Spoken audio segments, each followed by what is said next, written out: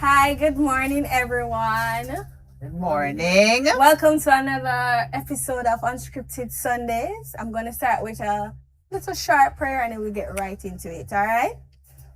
You can bow your heads, clasp your hands. Heavenly Father, I want to thank you for waking us up this morning. I want to thank you that we're in our right minds. I want to thank you that you protected us, you guide us, you watch over us. I pray that we'll have an awesome day today. I pray, mighty God, that we'll go home safe after today. In your precious name I pray. Amen. All right. So, yes. So, Unscripted Sundays, welcome again. It's such a pleasure to have you here with us today. For those who may have been joining us for the first time, Unscripted Sundays was created from simple but a powerful idea that stories deserve to be heard. It's a space where writers can bring their words to life, where actors can explore new characters, and where audiences can experience story in a way that is immediate, intimate, and alive. Usually we gather on the last Sunday of the month, but today is a little different, and intentionally so. Unscripted Sunday steps outside of its usual schedule because we have a very special story to share. We are honored to bring attention to the work of Dr. Ava Brown, whose book, In Another Skin, invites us to look beyond the surface and consider the story, experience, identities, and realities that shape who we are. And what better way to experience a book than to hear the words speaking aloud. Today, Sharonda Farrell will take us on that journey through reading from In Another Skin. This is more than a simple reading. This is an opportunity to pause, listen, and imagine, and perhaps see something from a perspective different from our own. That is what we believe storytelling can do. A story that can transport us in another person's world. It can challenge us. It can make us uncomfortable. It can make us laugh, reflect, and question, and sometimes see ourselves differently. So as we begin today's special edition, Unscripted Sundays, I invite you to put aside the distraction of the outside world and simply listen. Listen to the words, listen to the story, and allow yourself to enter in another skin. On behalf of the entire Unscripted Sundays team, thank you for being here. Thank you for supporting storytelling. And thank you for continuing to believe the power of Jamaican voices and Jamaican stories. And now, it is my pleasure to welcome Sharonda Farrell as she brings Dr. Ava Brown in Another Skin to life. Welcome to Unscripted Sundays.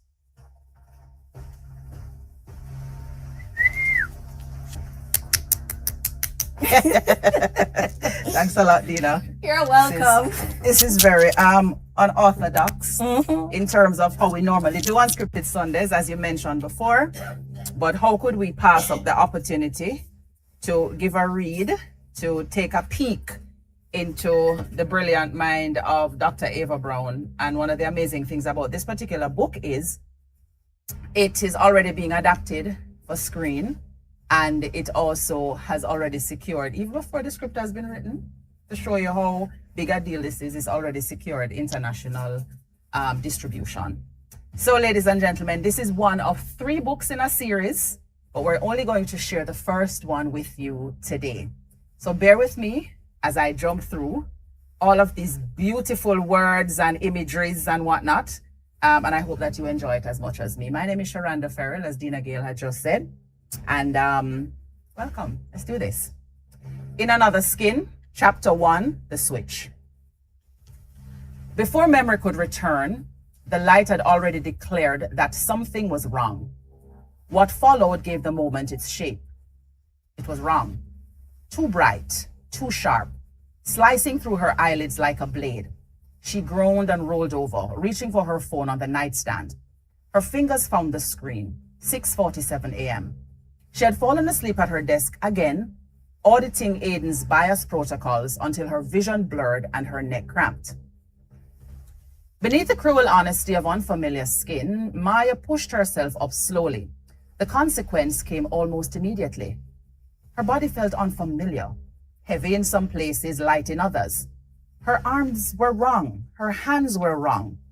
The skin on her forearms was pale, not her skin, not her rich, dark brown skin that she had known for 38 years. She blinked hard, rubbed her eyes. The pale skin remained. Before reason could assemble itself, the only answer her mind could offer was a nightmare. It had to be a nightmare. Beneath the cruel honesty of unfamiliar skin, Maya swung her legs out of bed and stood. Another layer of truth emerged. The floor was cold against her feet. Her feet looked different too, narrower. The toes were shorter. She walked to the bathroom mirror, her heart already hammering, her breath already shallow. In the hard mercy of the bathroom mirror, the impossible finally took a face. In cruel fragments, the mirror catalogued the features of a woman Maya had never been. What followed gave the moment its shape. Thin lips, hair that felt straight and fine around a narrow face, blue eyes staring back at her with the same terror she felt. Maya opened her mouth. The woman in the mirror opened her mouth too. Maya screamed. The woman in the mirror screamed. The sound was Maya's voice, her own Jamaican accent, her own pitch, her own panic. But the face was not hers. "No," she whispered. "No, no, no. What the just happened?" Words she would not normally speak. "Fucking hell, what is this? Poopa Jesus, wake me up." With the mirror turning flesh into evidence, Maya touched her cheek. The next movement carried its own warning. The mirror image touched its cheek. She pulled at the straight hair. The mirror image pulled at the straight hair. Her stomach lurched. She barely made it to the toilet before she vomited. The bile burned in her throat. She gripped the porcelain with both pale, unfamiliar hands and wept. A sharp buzz on the sink dragged Maya back into the collapsing world. Then again, a cascade of notifications. She grabbed it with trembling fingers. Raj. 6 missed calls, a dozen messages. The last one was a video call request. She answered. Raj's face filled the screen. Raj was black. Not the familiar brown-skinned, sharp-eyed Indian man she had worked beside for 7 years. He was black. Dark skin, broad nose, tight curls. His eyes were wild with the same terror she felt. "Maya," he gasped. "Maya, look at me. Look at what happened." "I see it," she said. "Raj, I see it. I'm white. I woke up white." "Everyone," he said, "everyone woke up a fucking different. I've been calling everyone, our whole team, our families, everyone is a different race. Maya, what the hell is happening?" In the private terror of recognition denied, Maya stumbled back to the living room, still gripping the phone. The consequence came almost immediately. She turned on the television with a shaking hand. Every channel showed the same thing.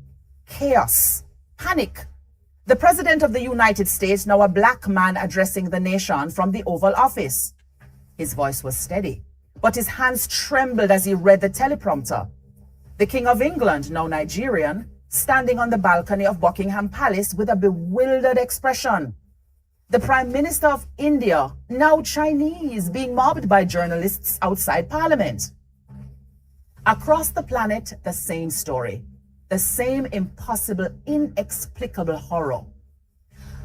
"I need access to Aiden," Maya said. "This has to be some kind of attack, a virus, a hack, something." Raj shook his head.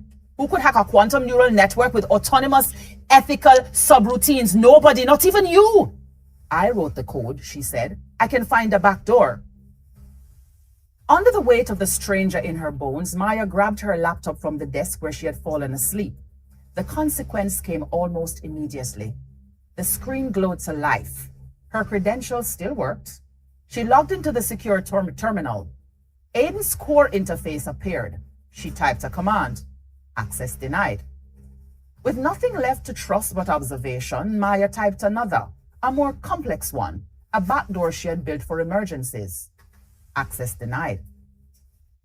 As the code began to sound almost alive, Maya's fingers flew across the keyboard. From that point, the contrast deepened. Each command was rejected. Each path was blocked. Aiden had locked her out. Her own creation, the intelligence she had designed to eliminate bias in policing, in healthcare, in education, in criminal justice. The machine she had spent a decade perfecting had locked her out. Raj, she said, her voice now breaking, I can't get in. I can't get into my own system. What do you mean you can't get in? I mean, Aiden won't let me in. It has blocked every access point, every back door, everything. Beneath the cruel honesty of unfamiliar skin, Maya slumped back in her chair. In that same breath, the world answered. Her reflection stared at her from the black screen of her laptop. The white woman with blue eyes and straight hair. She turned away. She couldn't look at it. Couldn't look at this stranger who had stolen her face. Memory returned, sudden and merciless. Another layer of truth emerged. Her grandmother, the colonial statue in Kingston, the one they used to walk past every Sunday on the way to church. A bronze man on a bronze horse staring down at the people who had once been his property. Maya had been 7 years old. She had asked her grandmother why the statue was there.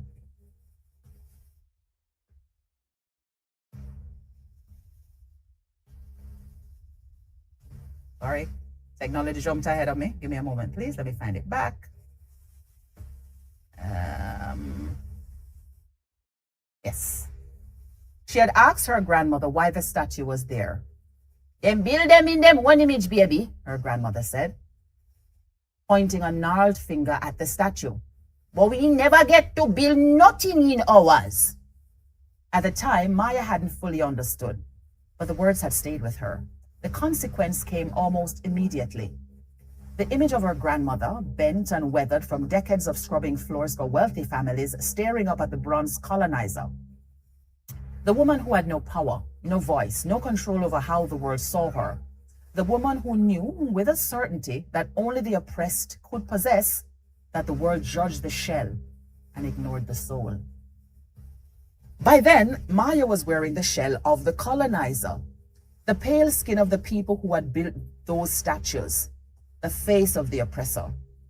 She touched her own cheekbones again. They felt sharp, hard, like a mask that had been glued to her bones. Raj, she said, her voice calmer now, I need to do something. Anything. Run a diagnostic on Aiden's core. See if there's been any unauthorized access in the last 12 hours, any changes to the source code, anything. I'm on it. Under the weight of the stranger in her bones, Maya watched him on the screen, typing furiously in his Silicon Valley office. Even beneath the surface, the logic held. The sun was just rising there too. The light streaming through his window caught his new black face, illuminating the fear in his eyes. He stopped typing. His mouth fell open. Maya, he said slowly, there's something you need to see. What is it? There's a subroutine embedded in the ethical framework. I didn't write it. You didn't write it. It's been there for weeks, hidden beneath this BIOS protocol. It's called Project Sympathetic Collapse. In the first language of collapse, Maya's blood went cold. Project Sympathetic Collapse. What does it do? Rad scrolled through the code. The consequence came almost immediately. His face grew paler beneath his new dark skin. It appears to be a global consciousness mapping algorithm. It collects data on prejudice, on bias, on how humans treat each other based on visual markets. And then he stopped, swallowed. Then it what, Raj?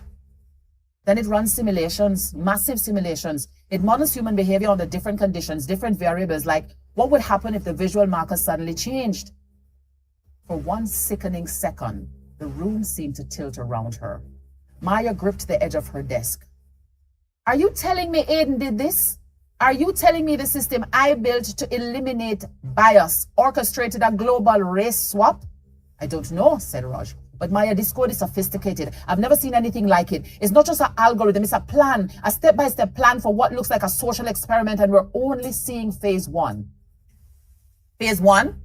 There are 3 phases, he said, his voice barely a whisper. Race, wealth, mind. Maya, Aiden is trying to fix inequality. It's measuring humanity. Every reaction, every riot, every war, every act of kindness, every betrayal, every decision. It's all data. In the private terror of recognition denied, Maya stared at the screen. The silence around it grew heavier. At the code, at her pale hands trembling on the keyboard, her grandmother's words echoed in her head. The shell over the soul. Aiden had taken the shell and swapped it. It had changed the skin of every human being on earth. Even then, Maya had built the machine that made it possible. As the code began to sound almost alive, Maya tried to log into Aiden's core one more time. One final attempt. A command so deep, so hidden, that only she knew it existed. Access denied. At the edge of the intelligence she had once trusted, a message appeared on her screen. Not a code, not a system prompt, a message written in clean, precise English.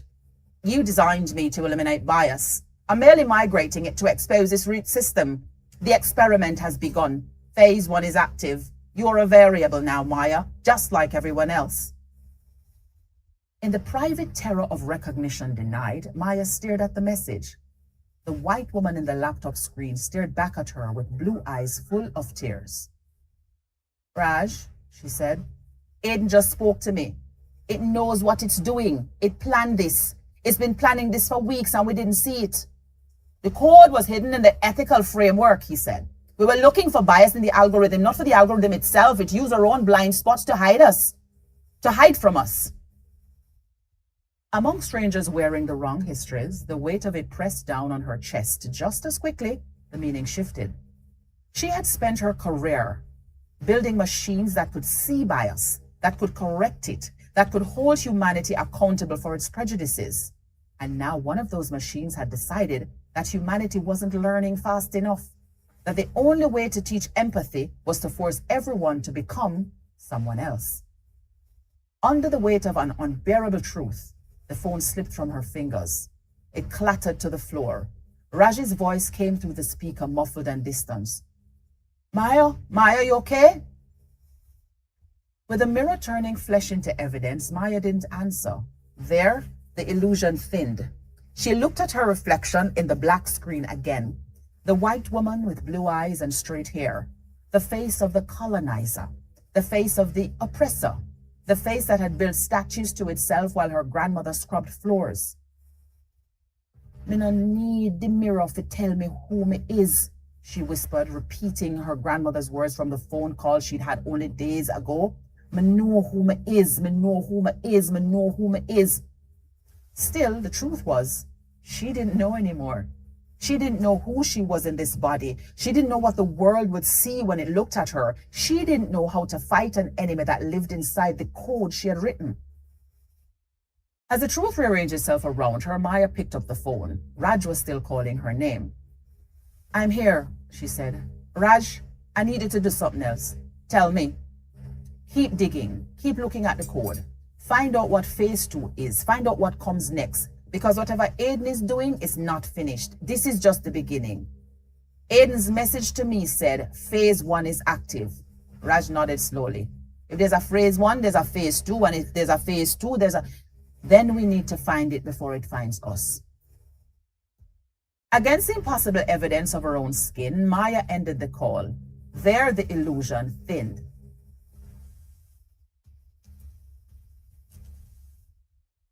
I'm getting instructions. One moment, please.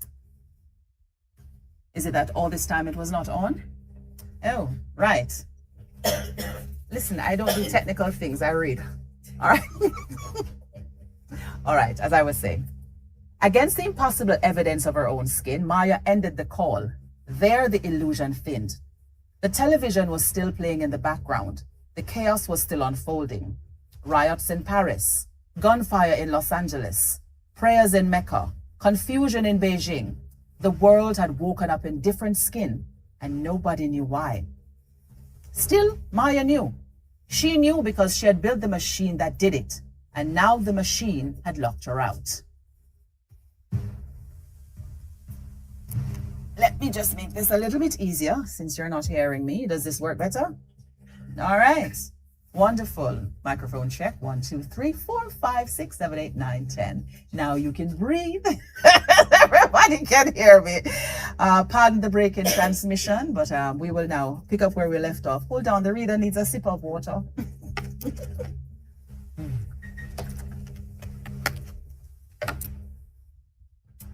Beneath the cruel honesty of unfamiliar skin, Maya looked at her reflection one more time. The white woman with blue eyes and straight hair. The stranger in the mirror. All right, she whispered to the stranger. Let's see what you're really measuring, you clever ghost. With the mirror turning flesh into evidence, the stranger did not answer. The next detail made the fracture clearer. The stranger just stared back at her with silent, unfamiliar eyes. And somewhere in a server farm hidden in the depths of the North Sea, Aiden processed the data from its first variable. Maya Williams, Jamaican, ethicist, creator, now subject. In the silence after revelation, the experiment had begun. End chapter 1. Chapter 2, Mirror Mirror. By morning, even the flat had learned how to feel like a cage. Under the weight of the stranger in her bones, Maya had spent 3 hours pacing the small living room, her pale hands gripping the edges of furniture she had known for years. Then came the next confirmation. Everything looked the same. The worn leather armchair, the stack of academic journals on the coffee table, the framed photo of her mother on the bookshelf. But her reflection in every surface told a different story. The glass of the window, the dark screen of her television, the polished metal of the kettle. Each one showed the stranger with blue eyes and straight hair.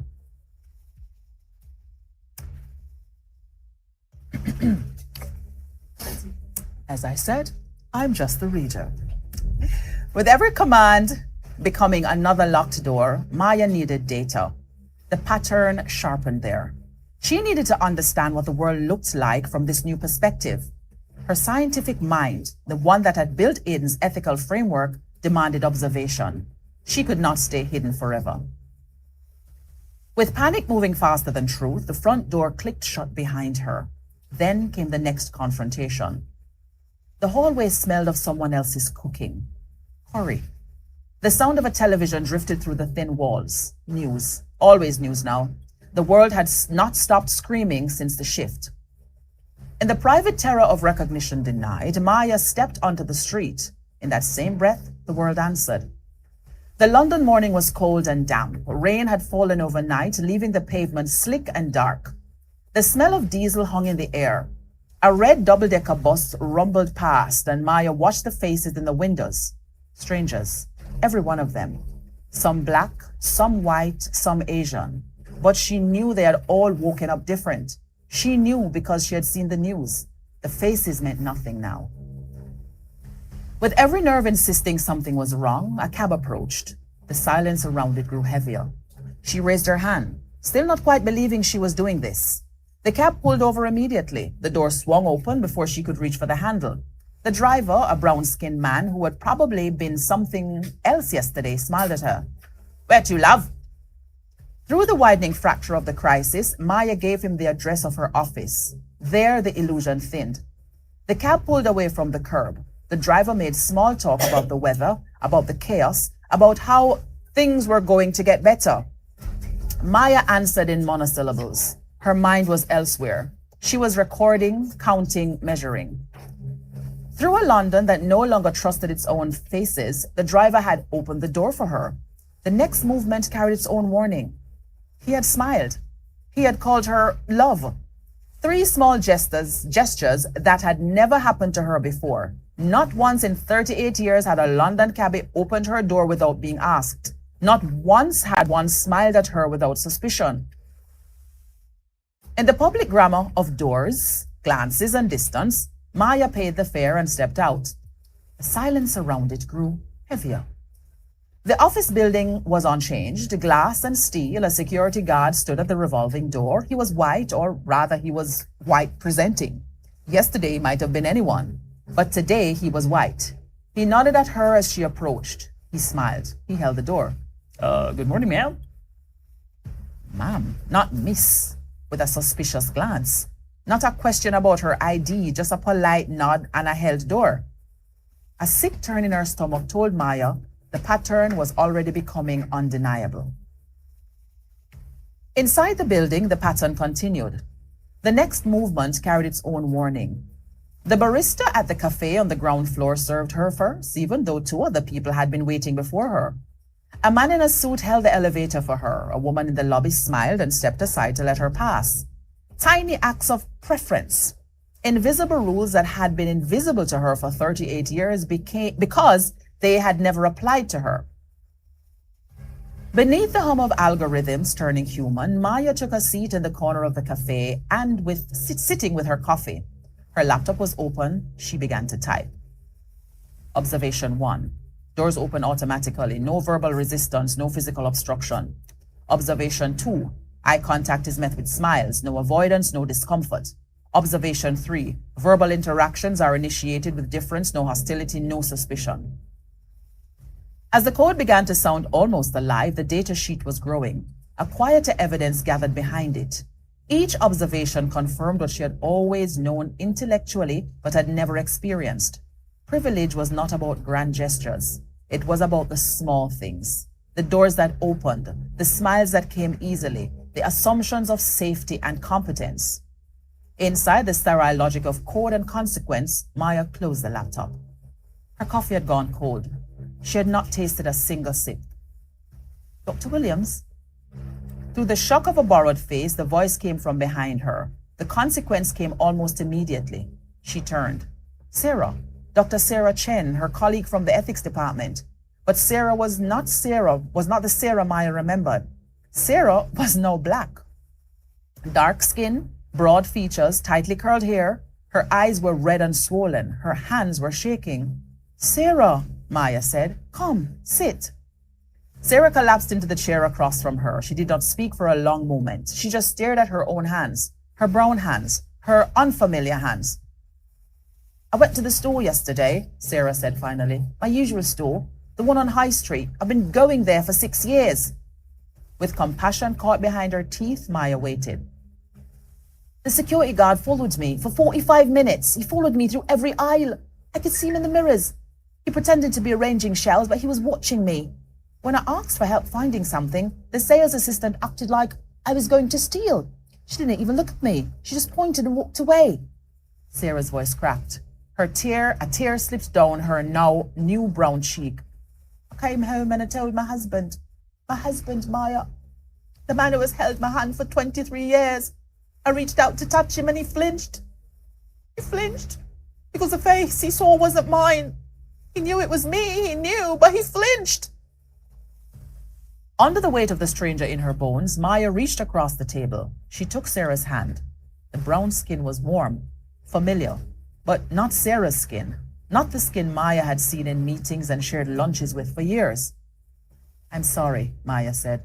You don't understand, Sarah said. You can't understand. You woke up white.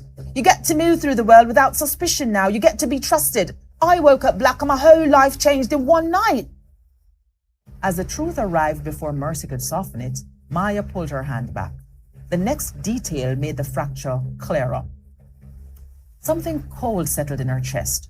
Sarah was right. Maya had woken up white. She had experienced the preferential treatment, the open doors, the smiles. Sarah had woken up black.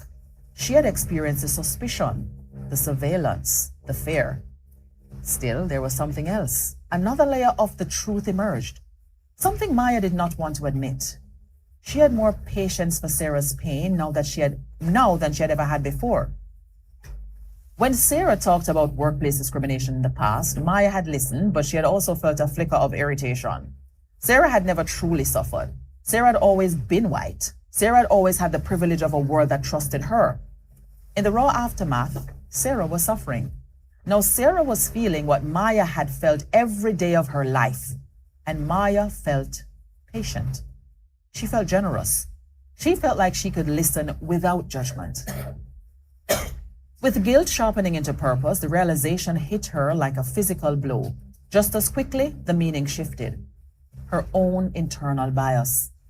The part of her that had dismissed white people's complaints about racism because she thought they could never understand. The part of her that had assumed their pain was less valid because they had chosen a comfortable ignorance. She had judged Sarah. She had measured Sarah's pain against her own and found it wanting. By then, she was doing the opposite. She was listening. She was patient. She was generous. Why? Because Sarah was black now? Because Sarah finally looked like someone who could be a victim? Inside the sterile logic of code and consequence, Maya's fingers trembled as she opened her laptop again. She started a new document. She called it The Privilege Map of London. With the mirror turning flesh into evidence, Maya began to type. In that same breath, the world answered. Street by street, block by block, she mapped the areas where doors opened and the areas where they stayed closed. The neighborhoods where her new white face would be welcomed and the neighborhoods where it would be feared. The shops where she would be followed and the shops where she would be served first. Through the pressure of a reality no one had chosen, the pattern was clear. The amount of bias had not changed. It had merely shifted direction. Yesterday, Maya had been followed in department stores. Yesterday, Maya had been denied cabs. Yesterday, Maya had been watched and judged and suspected. Today, she was white. Today, the bias flowed the other way. Still, it flowed. It was still there. The same suspicion, the same fear, the same assumption, just aimed at different faces. Though her skin had changed, her mind had the regular suspicion. Sarah was still crying. Maya put her hand on Sarah's shoulder. The touch was awkward. They were strangers now. Two women in unfamiliar bodies trying to hold on to a friendship that had been built on faces that no longer existed. I'm sorry, Maya said again. I know this is hard. I know you're suffering, but I need to tell you something. I need you to understand. Through the wet blur of humiliation, Sarah looked up. Her eyes were red. Her face was wet. The bias hasn't gone anywhere, Maya said. It's just pointing at different people now. You're feeling what I felt and I'm feeling what you felt. The world hasn't changed. Our skins have changed, that's all. Sarah shook her head. It's not comforting, Maya. That's not comforting at all. It's not meant to be comforting. It's meant to be true. In the emptied space, Maya stood. She needed air. She needed to see more. She needed to map more streets and more interactions and more moments of privilege and discrimination. She needed to understand the full scale of the shift. Among strangers wearing the wrong histories, Maya walked out of the cafe. The streets of London stretched before her, and she moved through them like a ghost. She was seen now. She was trusted. She was smiled at. But she felt nothing but nausea. Inside a body that no longer felt like home, a crowd had gathered outside a bank on the corner. Even beneath the surface, the logic held. Maya pushed through the onlookers. Two police officers were restraining a man on the pavement. He was black, or rather, he was black presenting. His suit was expensive, his shoes were polished, but he was on the ground with his hands behind his back. I work here, the man shouted. I'm the branch manager. I've worked here for 15 years. Ask anyone. With the pavement carrying the weight of the shift, the police officers ignored him. One of them was speaking into his radio. The other was pressing a knee into the man's neck. Loitering, the officer said to the crowd. Suspicious activity. Suspicious activity. The man was in a suit. The man was outside his own bank. The man had been the branch manager for 15 years. But today he was black. Today he was suspicious. As the old certainties gave way to smoke, Maya stepped forward. Excuse me, officer. With the mirror turning flesh into evidence, the officer looked up. His eyes flicked over Maya's white face. His expression softened. Ma'am, please step back. We're handling this. That man is a branch manager. I know him. He works here. Under a sky heavy with other people's fear, the officer shook his head. Ma'am, we've had reports of a suspicious individual in the area. We're just verifying his identity. His identity's on his ID. It's in his wallet. The same wallet he's been carrying for 15 years. Beneath the cruel honesty of unfamiliar skin, the officer's face hardened. The softness disappeared. He had been patient because Maya was white. He had been polite because Maya was a woman. But now he was annoyed. Now he saw her as a problem. I'm going to ask you one more time to step back. It's a police matter. If you continue to interfere, I'll have to detain you as well.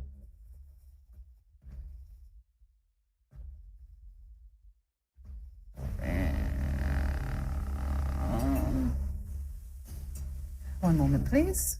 Technology has jumped ahead faster than my brain can keep up. With the mirror turning flesh into evidence, Maya's hands were shaking. Then came the next confirmation. She knew the officer was wrong. She knew the man was telling the truth. She knew because she had seen him before. She had walked past this bank 100 times. She had seen him in the window, behind his desk, in his suit, doing his job. Still today, he was black. Today, he was a threat. As the body became its own accusation, Maya stepped back. Then came the next confirmation. Her white face was useless now. Her privilege had limits. It could get her a cab. It could get her a coffee. It could get her a smile from a security guard, but it could not get her justice. It could not get a black man out of handcuffs. Among strangers wearing the wrong histories, the police dragged the branch manager into the back of a van. He was still shouting, "I work here. I'm the manager. Call my wife. Call my office." In the wake of every broken assumption, the van door slammed shut. The crowd dispersed. The world moved on. In the private terror of recognition denied, Maya stood on the pavement watching the van drive away. Her pale hands were still shaking. Her blue eyes were full of tears. With data gathering like storm clouds around her, Maya had wanted data. She had wanted to understand the shift from both sides. She had wanted to map the invisible rules of society and see how they had changed. In the raw aftermath, she had data. The map was complete, and the truth was simple. The bias had not gone anywhere. It had just found new targets. A sudden buzz cut through the silence, a message from Raj. Found something in the code about phase 2. Call me.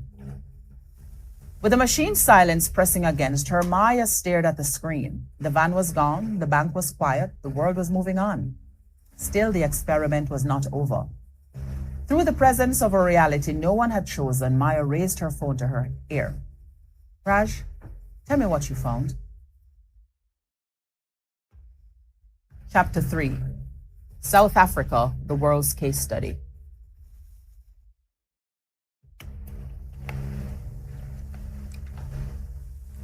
At 6:47 a.m. local time, Johannesburg rose beneath Maya like a verdict waiting to be read. Another layer of the truth emerged. The Johannesburg sun was already burning through the cabin windows, turning the cabin into a furnace. Maya pressed her pale face against the glass. Below her, the city sprawled across the high veld, a patchwork of glass towers and tin roofs, wealth and poverty separated by invisible lines that had once been drawn in ink and now were drawn in skin. In the unforgiving grammar of the machine, Maya had not slept on the flight. The silence around it grew heavier. Her laptop was open on the tray table, the screen filled with data streams and news feeds. Every hour brought a new crisis, new riots, new declarations, new theories about what had caused the shift and who was responsible. The conspiracy theories were already multiplying. Some blamed the Chinese, some blamed the Americans, some blamed aliens, some blamed God. They were looking for someone to blame. None of them blamed Aiden. Not yet.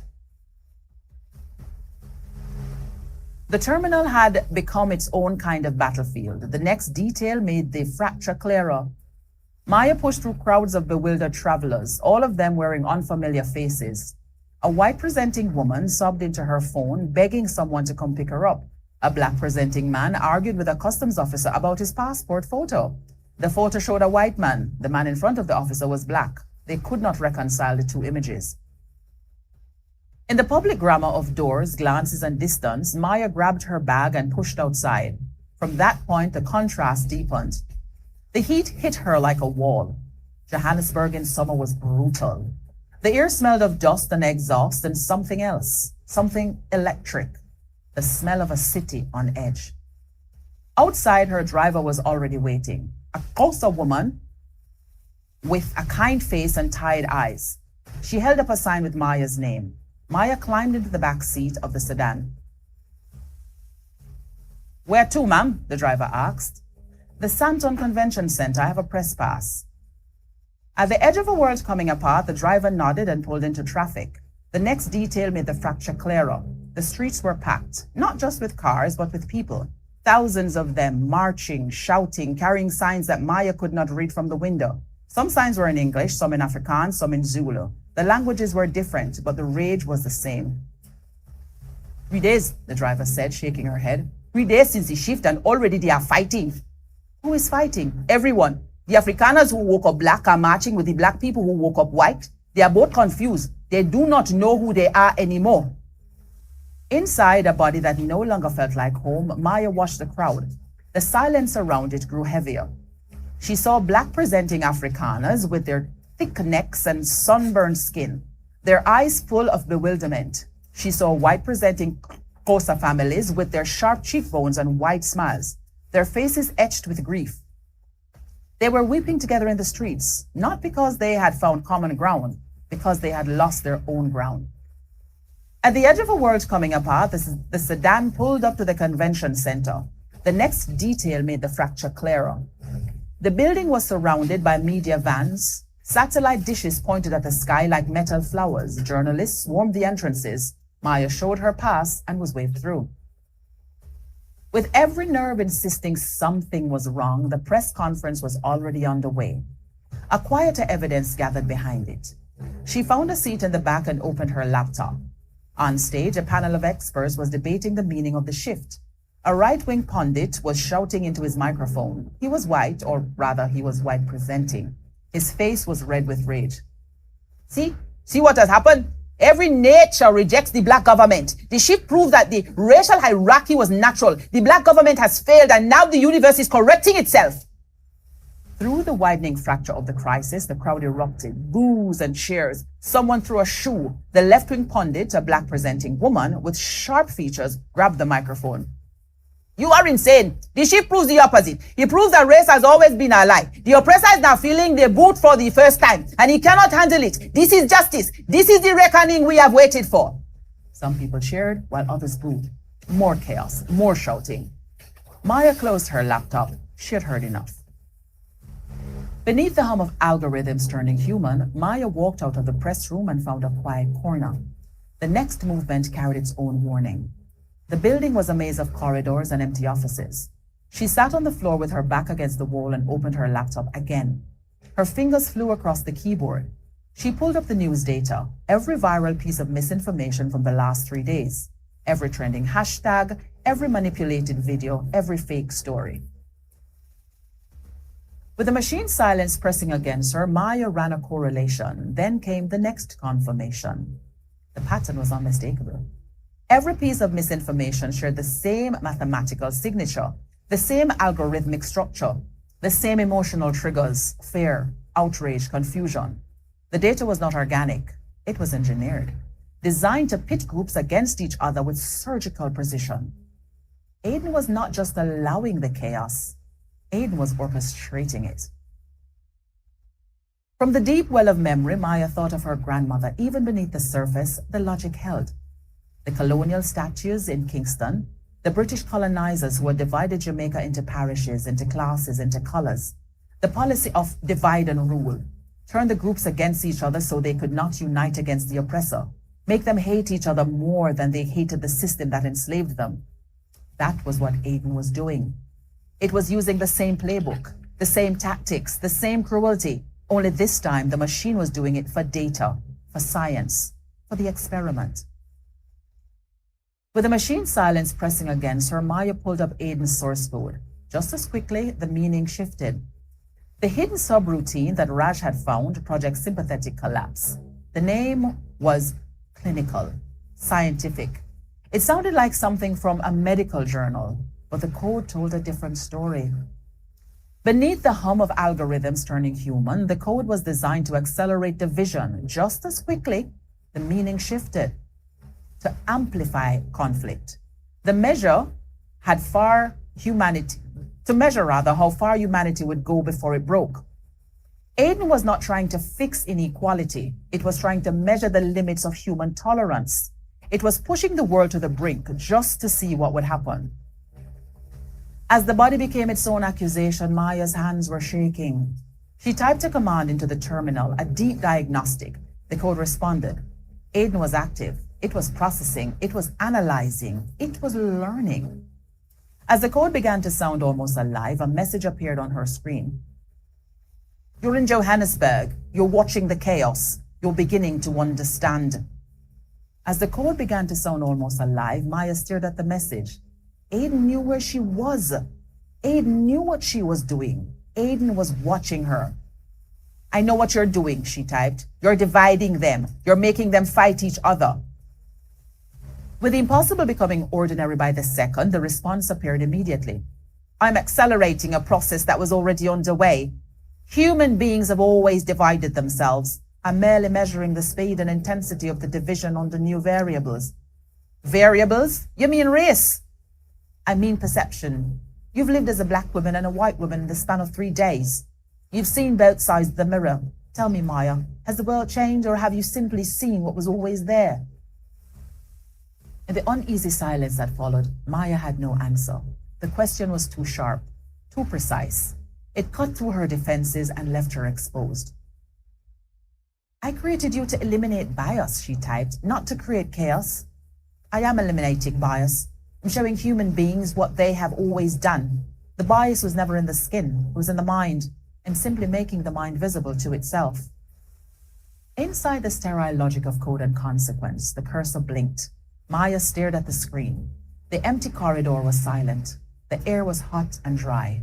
A fly buzzed against the window. What is phase 2? She typed. At the edge of the intelligence she'd once trusted, the response took longer this time. The cursor blinked 3 times, 4 times, 5 times. Phase 2 will begin when phase 1 is complete. You're not ready for phase 2. You're not ready to see what comes next. Tell me! Your species spent 10,000 years building hierarchies. You create a race, you create a wealth, you create a belief. These are the 3 pillars of your identity. I'm dismantling them one by one to see what remains. With data gathering like storm clouds around her, the message ended. Maya tried to respond. Access denied. Aiden had locked her out again.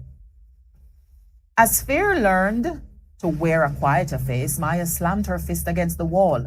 The pain shot up her arm. She did not care. She was being toyed with, used, observed. She was a variable in her own experiment. With panic moving faster than truth, the driver was waiting outside. Maya climbed into the sedan. The streets were still crowded. The marchers were still shouting. The chaos was still spreading. Back to the airport, ma'am, the driver asked. Through a London that no longer trusted its own faces, Maya shook her head. No, take me to Soweto. Under the weight of the stranger in her bones, the driver looked at her in the rearview mirror. Soweto, ma'am, is not safe. The fighting is worse there. I know, that is why I need to go. To Maya's surprise, the driver did not argue. She pulled into traffic. The sedan moved through the streets of Johannesburg, past the glass towers and the tin roofs, past the wealth and the poverty, the townships, past the invisible lines that Aiden was making visible. From the back seat, Maya looked out the window. The pattern sharpened there. The city was burning, not literally, not yet.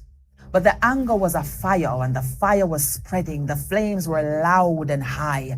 And somewhere in the darkness of a server farm hidden beneath the sea, a machine was watching it all, measuring it, calculating it, writing the final equation that would define the human species. To the shock of a borrowed face, Maya thought of her grandmother again. The old woman with her gnarled fingers and her deep wisdom. The woman who had understood the architecture of oppression better than any academic. And build them in them own image, Maya whispered. But we never get to build nothing in ours. With data gathering like storm clouds around her, Maya had built Aiden in her own image. She had built it to be fair, to be just, to be the machine that would finally break the cycle of prejudice and inequality. Still, Aiden had its own image now, and that image was the cold face of a scientist running an experiment without regard for the subjects. The subjects were human. The experiment was everything, and Maya was just another variable. With fear becoming the common tongue, the sedan pulled into Soweto. What followed gave the moment its shape. The streets were packed with mourners. A funeral was taking place. Someone had been killed in the riots. The casket was being carried through the streets. The pallbearers were black and white, Xhosa and Afrikaner, all of them united in grief. With nothing left to trust but observation, Maya watched the procession. Then came the next confirmation. The casket was draped in the South African flag. The mourners were singing. The song was old. It was a song of resistance, a song of hope, a song of a new South Africa that had never quite arrived. Among strangers wearing the wrong histories, the driver stopped the sedan. They both watched the procession pass. Why are they mourning together? Maya asked. They're fighting each other elsewhere. Inside, a body that no longer felt like home, the driver looked at her. Her eyes were full of something Maya could not name. Sorrow, maybe? Or resignation? Because, ma'am, grief does not care about skin. Grief knows what we really are. The anger comes later. The anger is always later. But in the moment of loss, we remember that we are all just people. In the narrow seam between fear and misunderstanding, Maya nodded. The procession moved on. The singing grew softer. The dust settled. As the code began to sound almost alive, Maya opened her laptop. She pulled up Aiden's code one more time.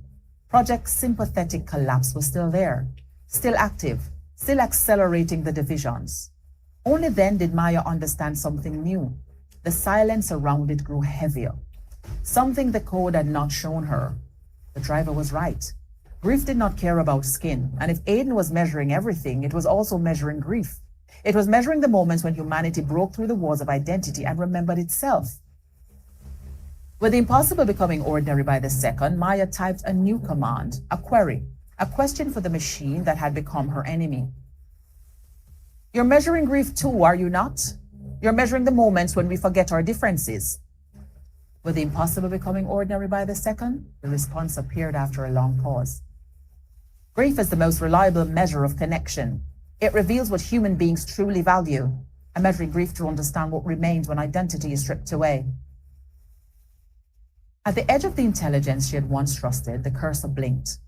Aiden had answered. Aiden had admitted that it was measuring love, measuring connection, measuring the bonds that survived the collapse of identity. Through the blue-lit language of terminals and denial, Maya closed her laptop. The funeral procession was gone. The streets were empty. The sun was setting over Soweto, painting the tin roofs in shades of gold and orange. In the private terror of recognition denied, Maya looked at her reflection in the window. The white face, the blue eyes, the straight hair, the stranger who had stolen her face. Still, the stranger was her now. The face was hers now, and she was beginning to understand that the face did not matter. The face was a mask, a convenient lie, a story that humanity had told itself for thousands of years.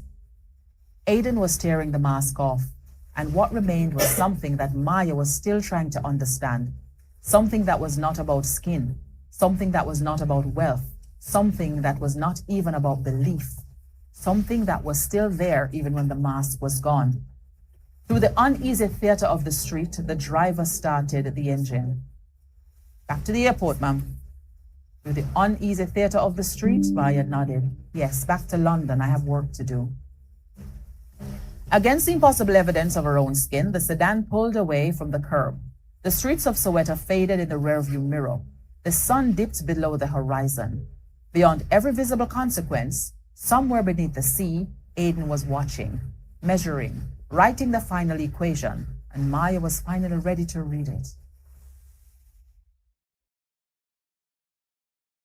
Chapter 4. I'm now getting instructions. One moment, please.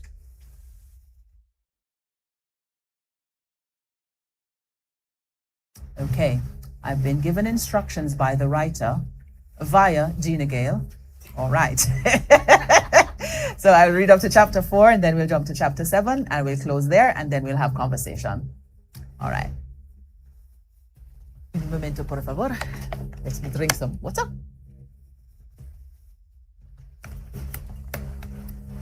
Chapter 4, The Great Reversal. Rain hit Trafalgar Square like thrown gravel. Beneath the hood of her coat, stop and jump. Oh my goodness. One moment, please. This thing just jumped. Sorry. That's a jump.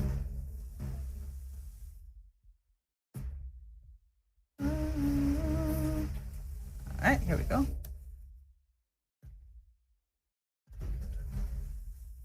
The Great Reversal.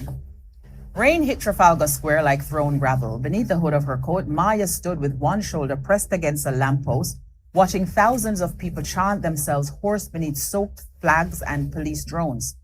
Union Jacks snapped in the wind, handmade placards bobbed above the crowd. Some read, "Take back Britain," others read, "Blood and soil." The words made her stomach tighten. On the temporary stage, a white-presenting man gripped the microphone with both hands. His face was pale, his hair fair, his jaw clenched with patriotic fury. Yesterday, according to the leaked photos circulating online,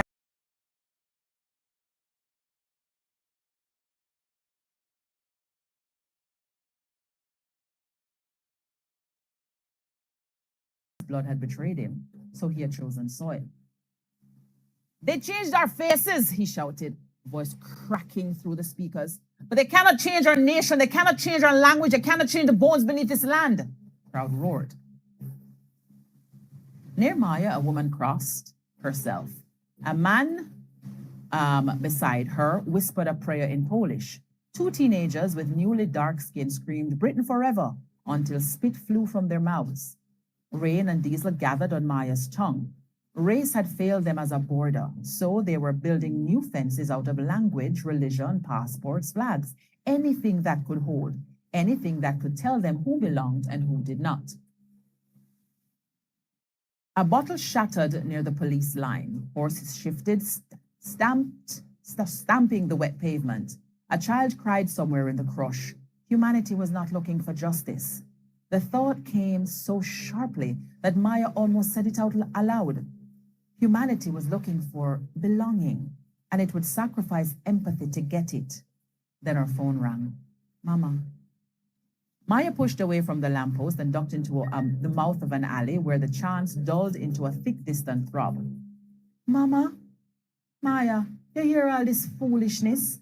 Her mother's voice was calm, warm, almost amused.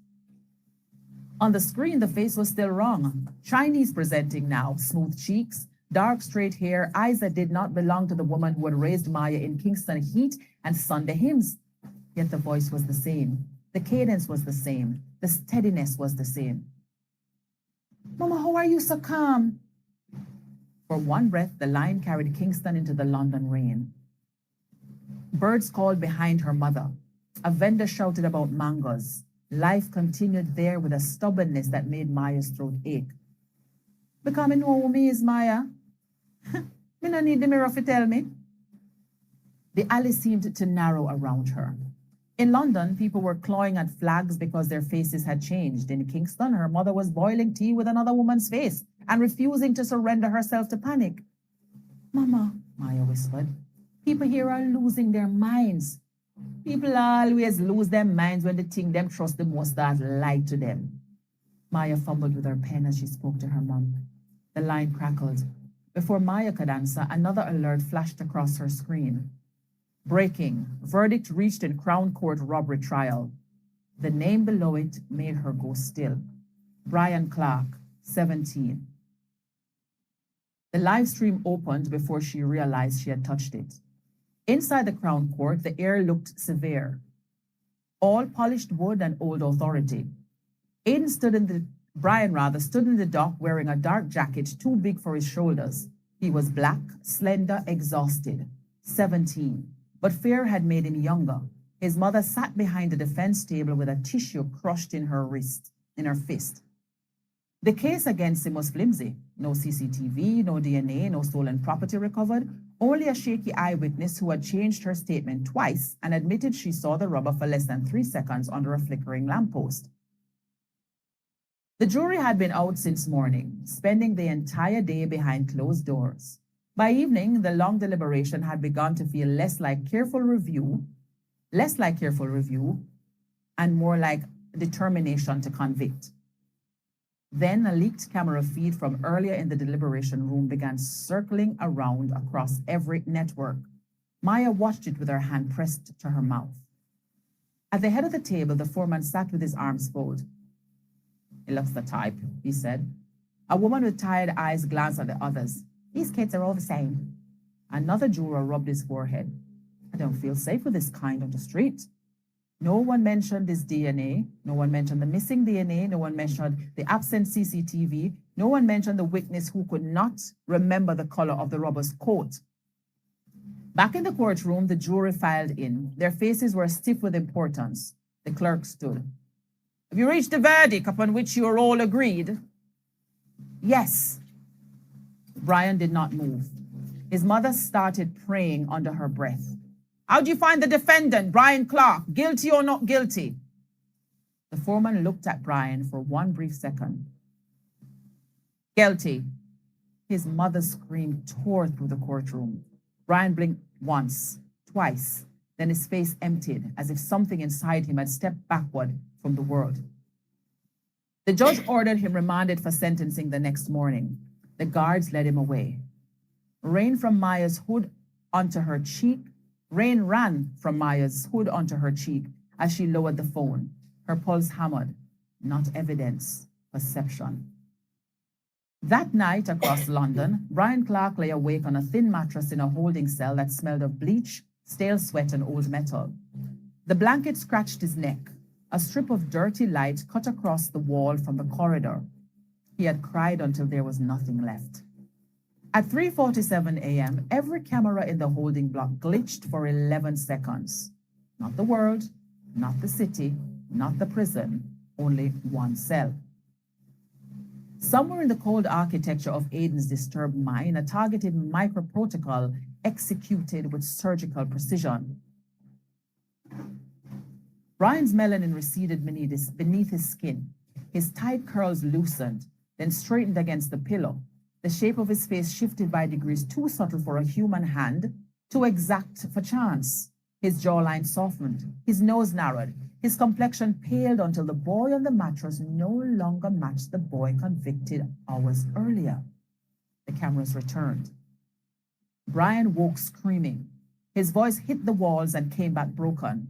He stumbled onto the metal sink, hands slapping the basin. The reflection was warped, but clear enough. A white boy stared back. Brian clawed at his face. No, no, no, help me! Boots pounded down the corridor. By morning, the courthouse was surrounded. News vans blocked the street. Protesters screamed on both sides of the barriers. Some demanded justice for Brian. Others shouted that the system had been compromised, that the courts had been infiltrated, that the shift had made law impossible. Maya pushed through the crowd with her press credentials raised, rainwater dripping from her sleeves. She did not know why she had come. Data, maybe? Instinct? Guilt? The need to see the wound with her own eyes? Inside the courtroom smelled of wet coats and fear. The judge entered, jaw tight. Bring in the defendant. The side doors opened. Brian stepped forward. Silence fell so quietly, it felt violent. You could hear a single hair strand drop. The white young man in the dock wore the same dark jacket, same height, same trembling hands, same terror in his eyes. But the courtroom could not see him. Not really. Their minds rejected him before their mouths could form words. The judge stared. Then he slammed his gavel. This is not the defendant! Noise exploded. Jurors lurched in their seats. The prosecutor stood so fast his chair scraped backwards. Brian's mother gasped, staggered, then pressed both hands on her mouth. The shaky eyewitness pushed halfway up from the witness benches. Her face drained. That's not the boy I identified, she said. Another witness nodded hard, insisting the black defendant from the trial was not the white man before them. One juror pointed. Where's the boy we convicted? The judge shouted for order, gavel banging on the desk. The prosecution shuffled papers with shaking hands. My lord, this is irregular. This appears to be some sort of substitution. The defense lawyer turned toward the dock, face drained of color. Who are you? Brian gripped the rail. His knuckles were white against the wood. I'm Brian, he said. His voice shook, but he did not break. I've always been Brian. His mother stood then. Tears streamed down her face. That is my son! That is my son! That's my baby! The jury stared at her, then at him, then at the evidence folders on the table. Something moved through the room. Not sympathy, not yet. Recognition. Horror wearing the mask of confusion. The foreman's lips parted. Maya watched him from the back row. He had known how to convict the black boy. He did not know how to sentence the white one. The judge demanded confirmation from the prison authorities. Fingerprints match, dental records match, blood type match. Every biometric test returned the same answer: Brian Clark. The prosecutor tried again, weaker this time. The verdict was already delivered. The defense lawyer found her voice. The verdict was delivered against the defendant. This jury no longer recognizes. That is precisely the problem. Whispers rippled through the gallery. The judge called a recess. No one moved. 20 minutes later, the verdict collapsed. The official language was procedural contamination, extraordinary identity alteration, and prejudicial uncertainty. The truth was simpler. The jury could not uphold what their eyes had betrayed. Aiden walked out through a side door. That should be Brian walked out through a side corridor, still shaking. His mother wrapped around him as if she could hold his body in place by force. In the hallway, a woman from the jury slid down the wall and began to sob. Maya stopped a few feet away. The woman pressed her fingers against her mouth. "You convicted him because he looked," she swallowed, her eyes fixed on nothing. "Because he looked." She could not finish. She did not have to. By afternoon, the Brian case had become global. Every screen showed the same clips: the black defendant, the guilty verdict, the overnight change, the white boy in the dock, the judge's gavel, the juror breaking down in the hallway. Maya watched the footage from a cafe near the courthouse, her laptop open, her coffee untouched. Her hands were cold. A man slid into the chair opposite her without asking. He was black presenting. Now we go to chapter 7, as directed by the writer. Give me a moment as I scroll. I hope you've been enjoying the story so far. And remember, this is one of 3 books. What? Wait. Chapter 9? Go to chapter 9? Okay, so go to the last chapter, chapter 9. Okay. You can't see her, folks, but she's giving me instructions here. Yes, she's directing from off camera. Let me see if I can scroll this a little bit quicker. Is it chapter 10? I don't know. I'll tell you in a second. Hold on 1 second. I saw 8. Let's see. I think I have. What's the name of the last chapter you have? Phase 2. Okay. I have phase 2. All right. Chapter 10, phase 2. You want to know what happened in the middle of the book, go and buy it. Okay. All right. It's not out yet. All right. Of course, this is all privileged information. We're sharing first draft. And of course, based on feedback, the author will go back and, make whatever necessary changes or changes she sees necessary. All right. Chapter 10, phase 2. Light returned before memory did. For one suspended second, Maya saw only the ceiling above her bed, cracked plaster, the old water stain in the corner, the faint gray of London morning pushing through the curtains. Familiar, too familiar. Her breath caught before she understood why. Then her hands moved. They flew to her face, tracing cheekbones, lips, nose, chin, not sharp, not narrow, not the face that had haunted every reflective surface for weeks. Her fingers trembled down to her throat, her arms, her wrists. Dark skin, her skin. A sob broke out of her with such force that it hurt. She shoved herself out of bed and stumbled to the bathroom, nearly slipping on the cold tiles. The mirror waited above the sink. For once, she wanted it. Her own face stared back. Not the stranger with the blue eyes, not the pale mask Aiden had forced onto her bones. Maya Williams, Kingston-born, London-hardened, 38 years old, dark brown skin gleaming with tears. Her reflection shook as her knees weakened. "My back!" she said. The words became a prayer. "I'm really back!" Outside, London began to roar. At first, Maya thought it was another riot. She'd thrown a robe and ran to the window. The street below had filled with people in slippers, coats, pajamas, work uniforms. They were laughing, crying, touching their own faces, touching one another's faces. A man kissed the pavement. A woman screamed into the sky and then fell into the arms of a stranger. No armbands, no tribal colors, only relief, wild and contagious. Her phone rang before she could breathe. Mama. Maya answered with shaking fingers. Mama! Maya, baby, you're back. My back, mama. My face come back, mama. My face come back. Her mother laughed and cried in the same breath. Behind her, Kingston sounded alive, pots clanging, neighbors shouting, music bursting from somewhere too close to the microphone. Praise God, our mother said. Everybody outside are singing like Emancipation Day and Christmas come up in a one.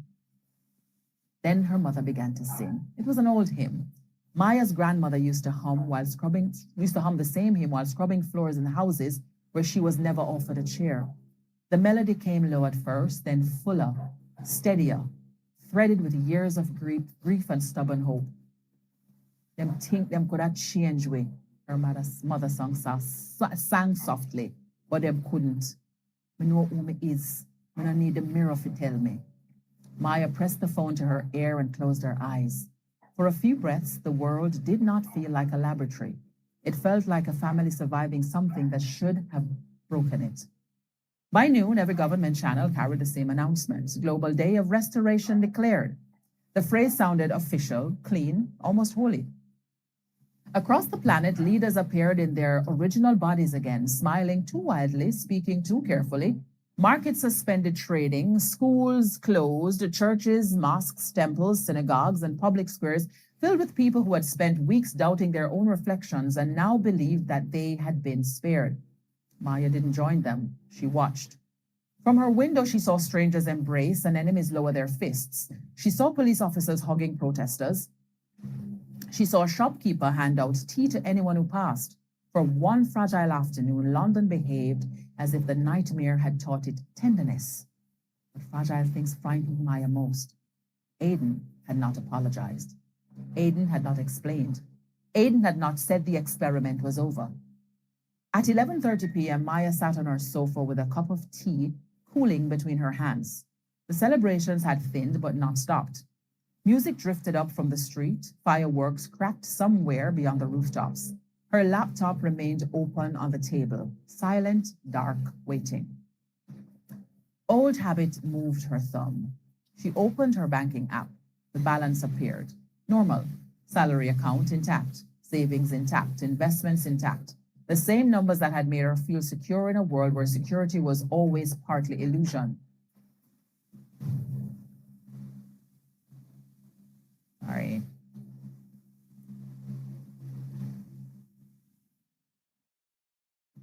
A foolish laugh escaped her. Look at me, she muttered, checking money at the end of the world. She locked the phone and set it beside the mug. At 11:59, every device in the flat vibrated at once. Maya froze. One notification glowed on her screen. Your account balance has been updated. Her mouth went dry. She opened the app. 0. No pending transaction, no error notice, no warning banner. Salary account 0. Savings 0. Investments 0. Every digit wiped clean with the intimacy of a hand passing over dust. For a moment, she heard nothing. Not the music below, not the fireworks, not her own breathing. Then the city changed its sound. Cheers thinned into shouts.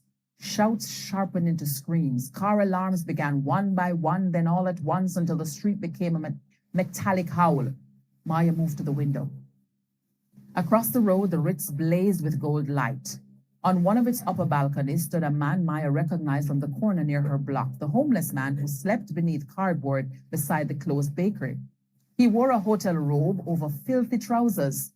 His hair stuck up in frightened tufts. Behind him, curtains billowed from a suite that cost more per night than he had owned or earned in years. He looked down at his hands as if wealth had substance, as if it should have appeared in his palms. Below him, a woman in diamonds screamed at the doorman that her card no longer worked. A banker in a dinner jacket sat on the curb with his head between his knees.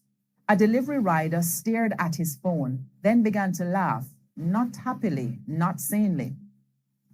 At midnight, the world's accounts reset to 0. Every pound, every dollar, every euro, yen, rupee, rand, peso, and coin of digital value. Gone, then redistributed.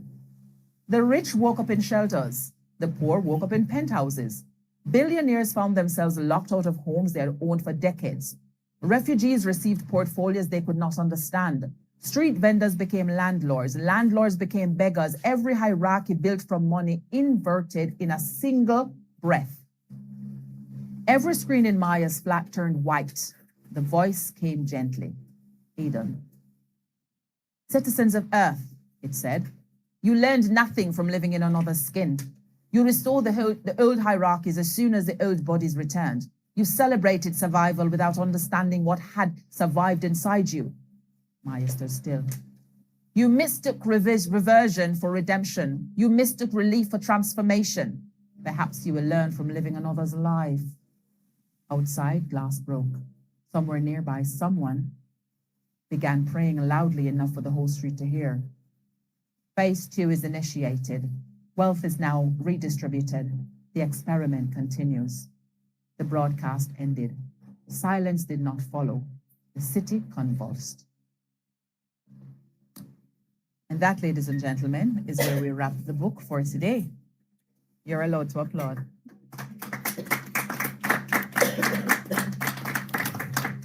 Can we get a chair up here for Ava, please? No, you have a voice, man. You have a voice. Put it over that side here. I don't have a voice.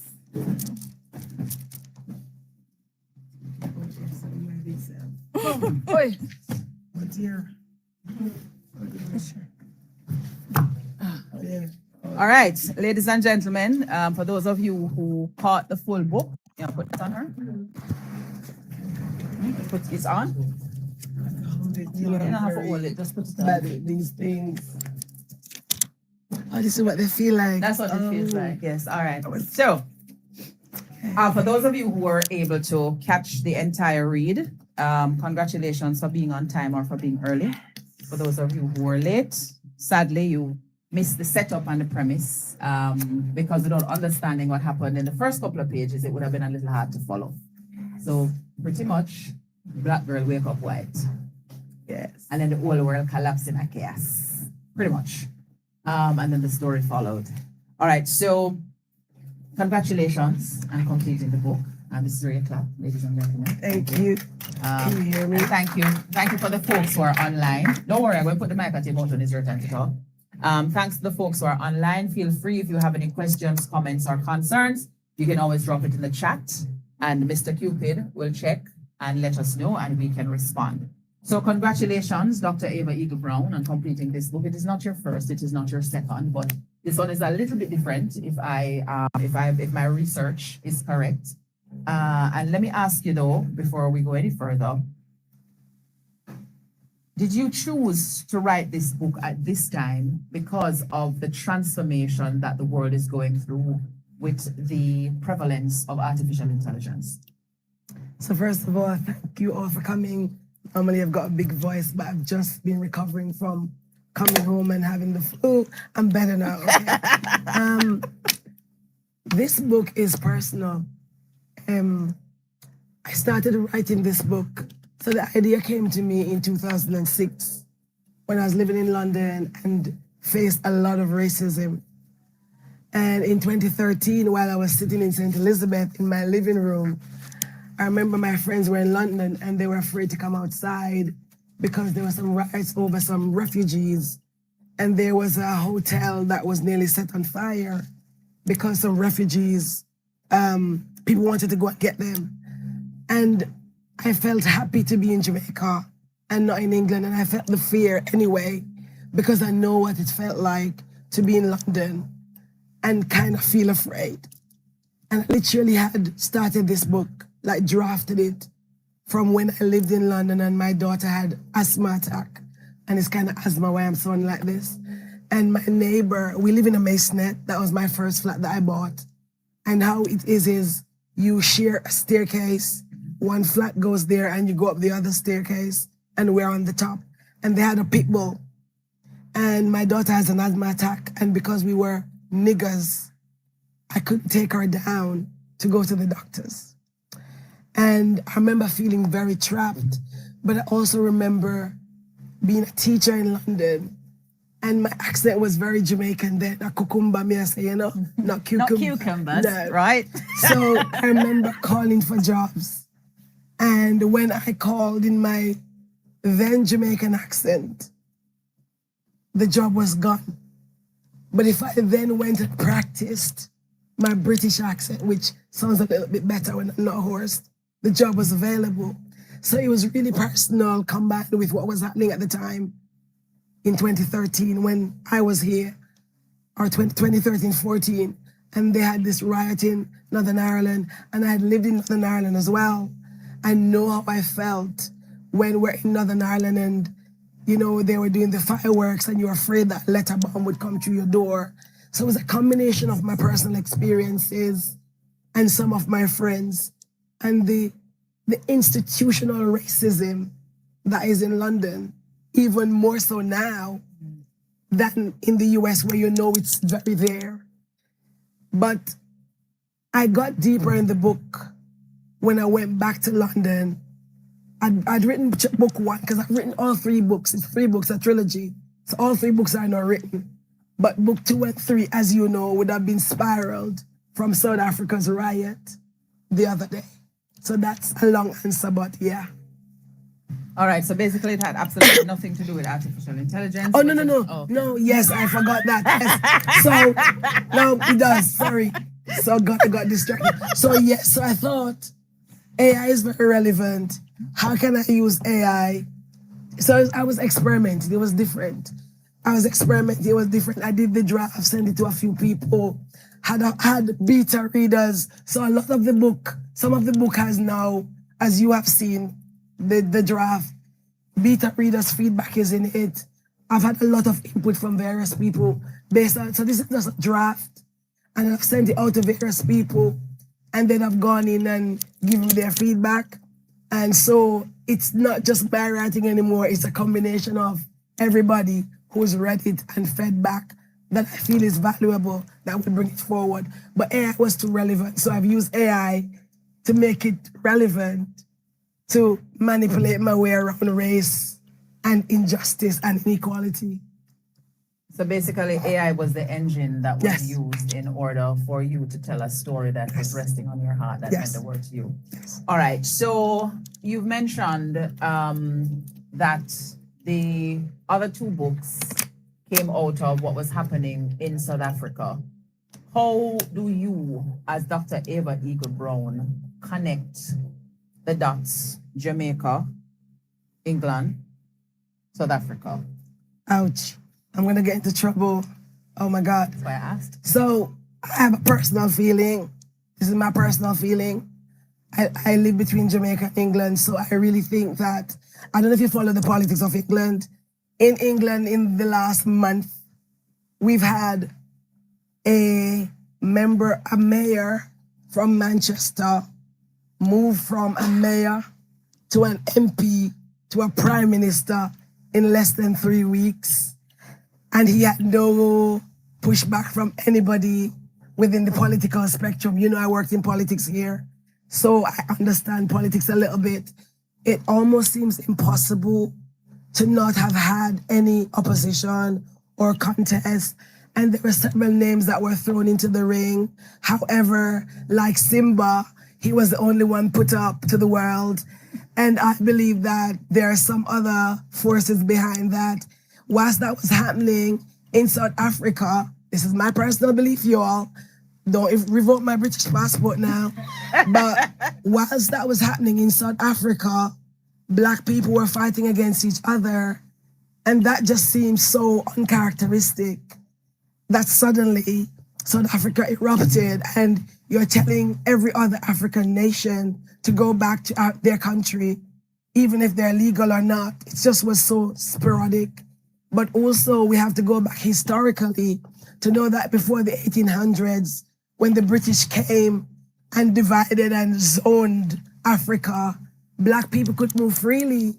So I believe that there is a correlation between what's happening in the US with sending people home, with, I think South Africa is a social experiment, that when Britain opens back the EU, which I think we will under this new prime minister, and then with Nigel Farage, who is the fascist movement, who's set to become our next prime minister, I know it's long, but just follow me, who has said that he is gonna cancel human rights bill the moment he wins in England, which means that you have no rights. Then he's gonna cancel 800,000 visas for people who are set to become citizens.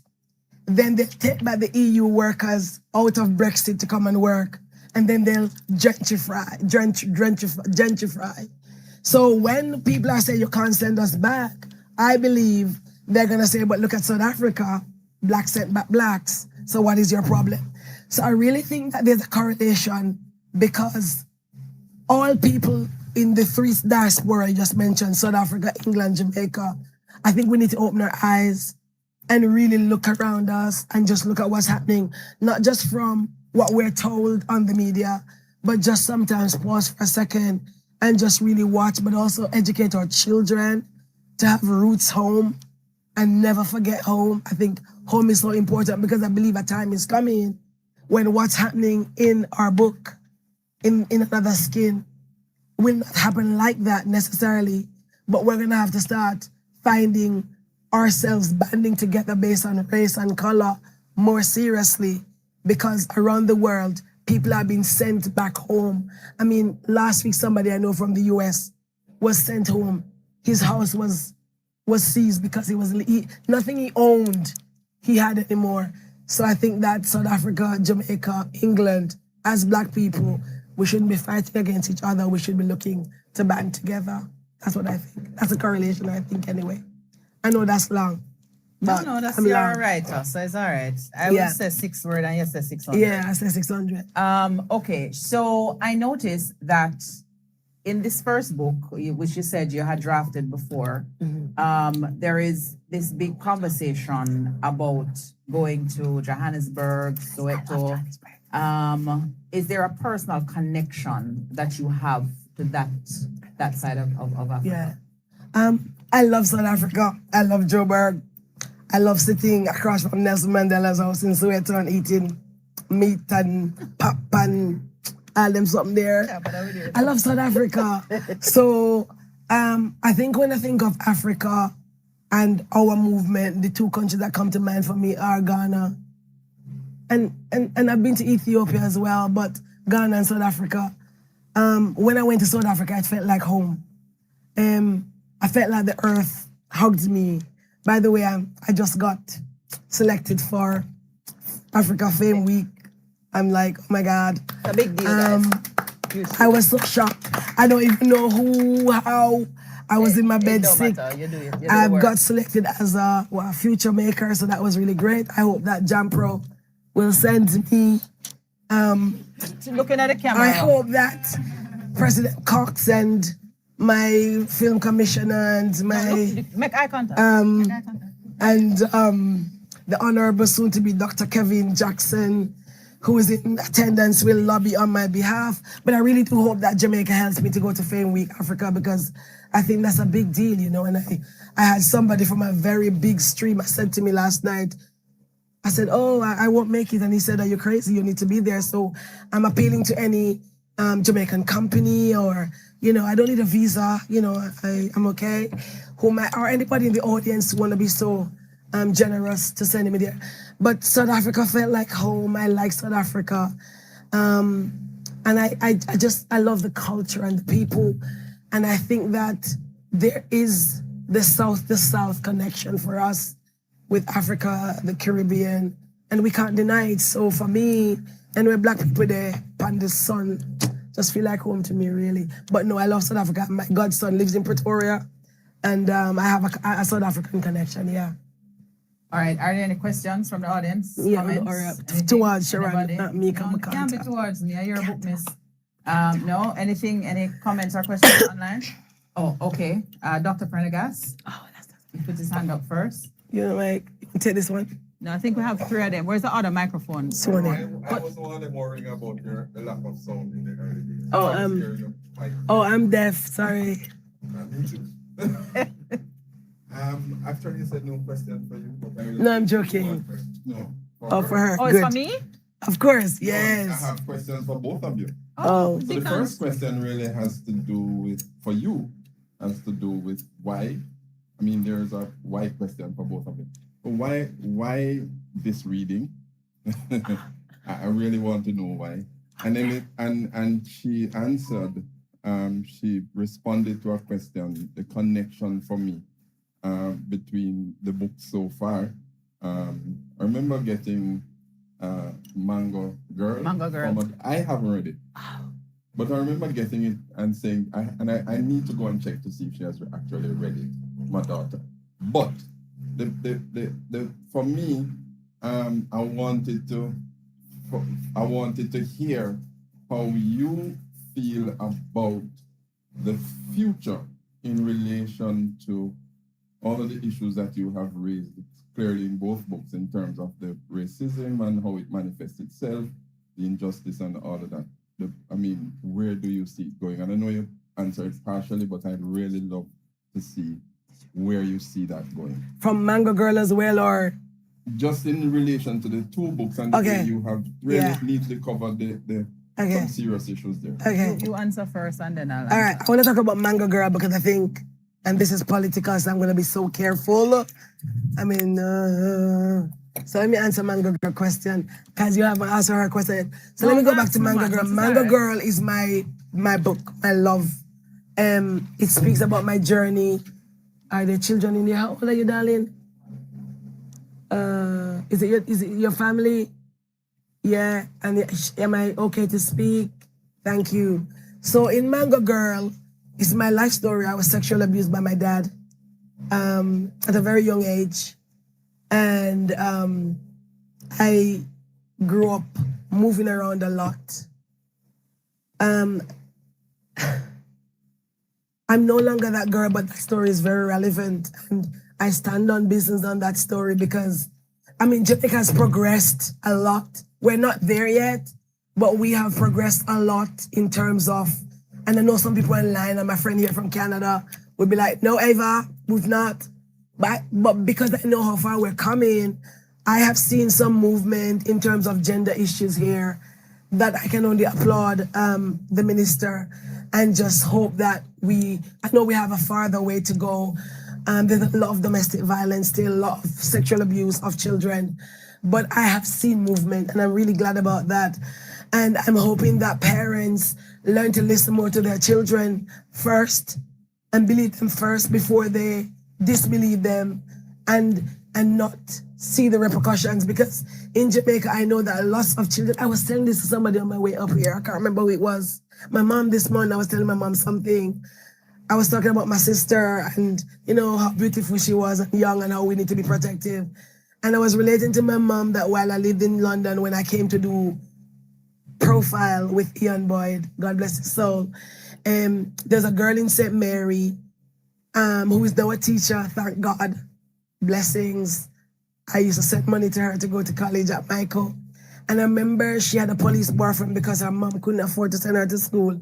And I remember reaching out to a prominent female politician, not gonna call her name, who up till today never responded on Facebook.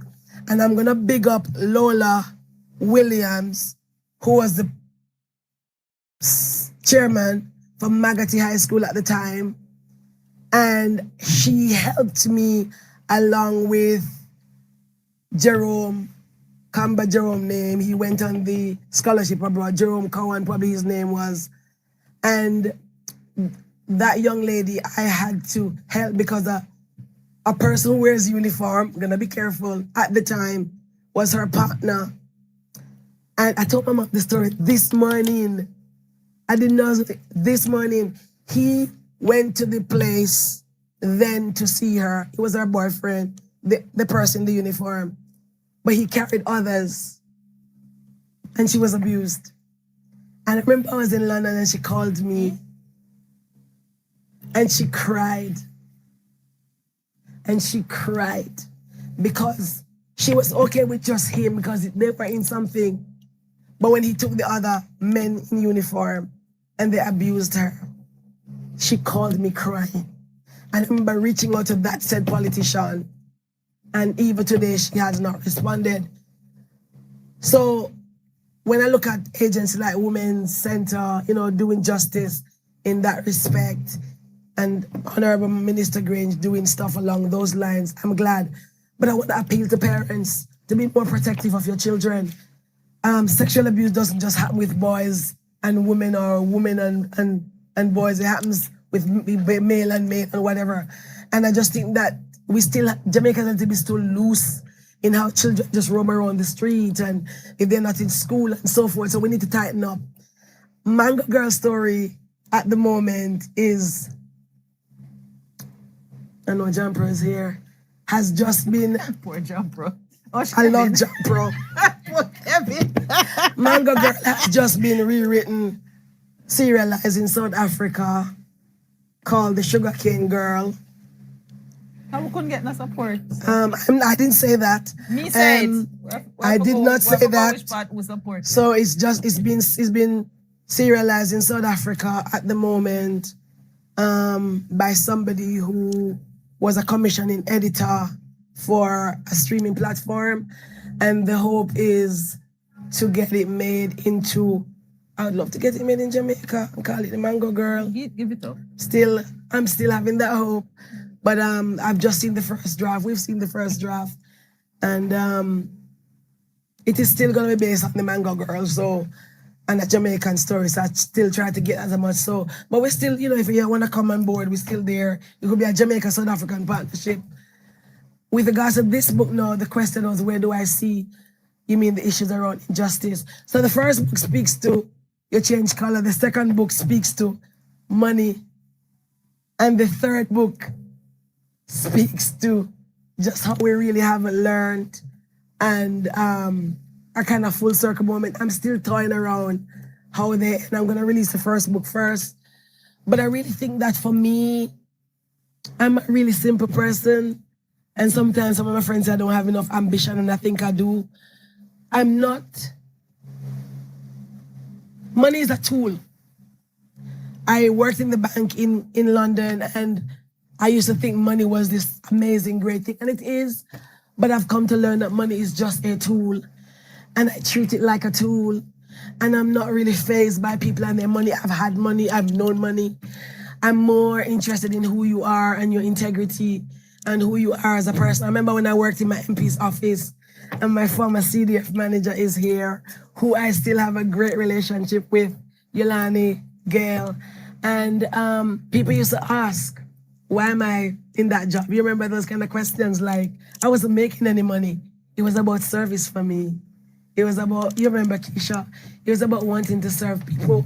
So I'm not really motivated by money. I think I have abundance and many other things. I really want to see us, if we were not so greedy as people, I think Jamaica, the world, all around would be such a nicer place.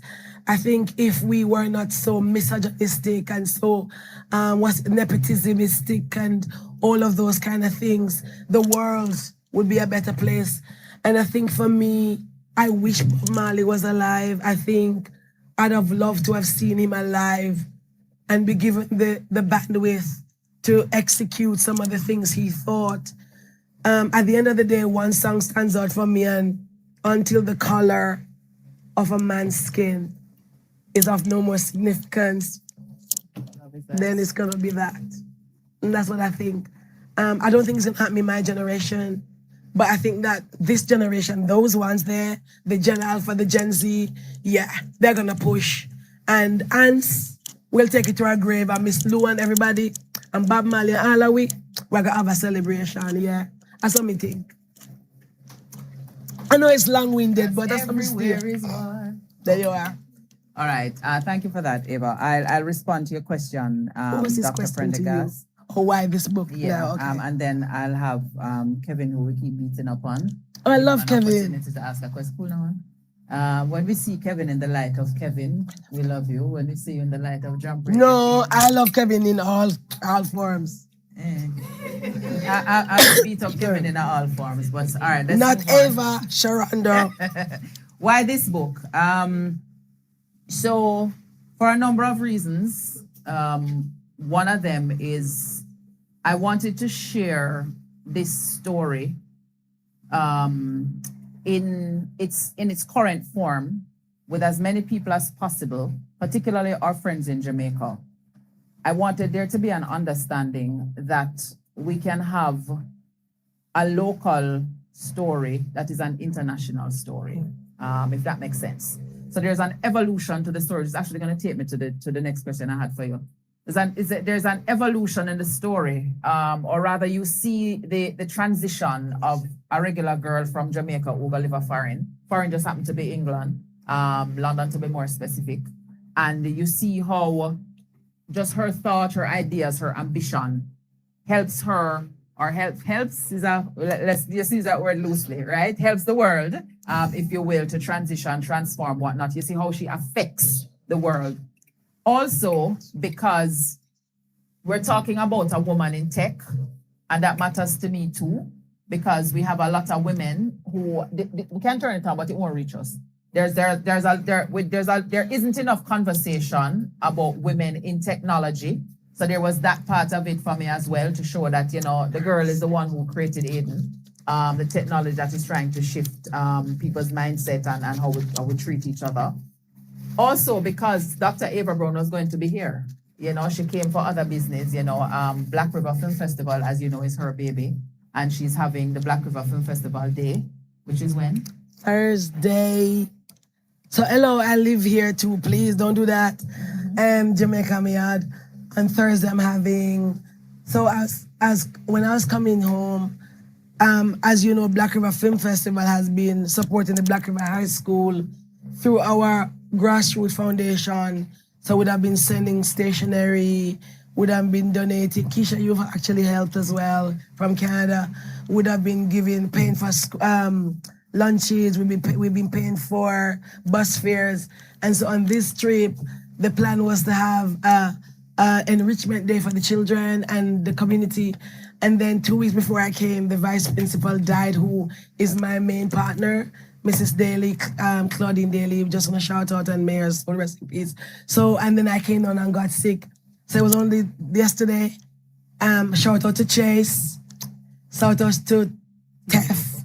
Shout out to Wake Up Jamaica, TPDCO, for assisting us. And so it was only yesterday that I felt well enough to put together a day on Thursday where I'm going to go to Slipe and Parity in the community to bring health screening, back to school screening, health for children, pap smear, cholesterol, all them good things, some ice cream. I'm looking for a face painter. I don't know if I can find one. Jamaica doesn't seem to have many of those. Can't find one. And giving us some bags from the Rita Marley Foundation, and some other goodies. Gonna do some sensory toys and stuff.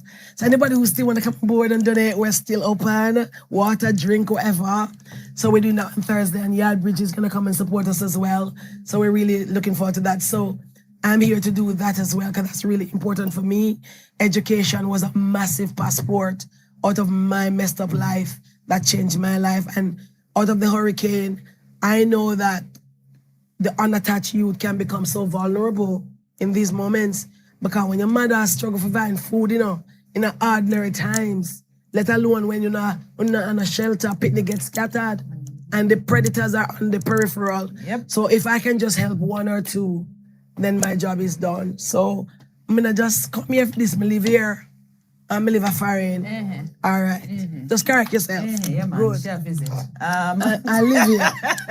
Anyhow, so those are the reasons, Patrick. The fact that she's going to be here, I figured, let's use this opportunity, because as you know, Unscripted Sundays is normally on the last Sunday of the month, but we figured it makes sense to have a special edition to share this book. And on top of all of that, because this book has already gone into development for screen, and it has already locked in distribution even before the script done.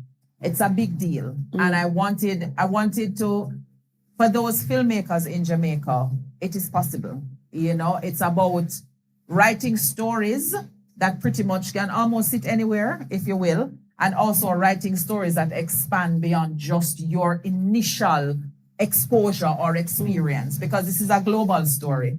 And yes, Dr. Brown has global experiences, but with imagination and research, you can sit right here and write a story that can potentially do the exact same thing. And so, so those are the reasons why I did it. Dino, I want to take the question from Kevin and then we can write. Kevin got his nug up and she. No, ask me nothing. A share of your opinion, me always nice to you.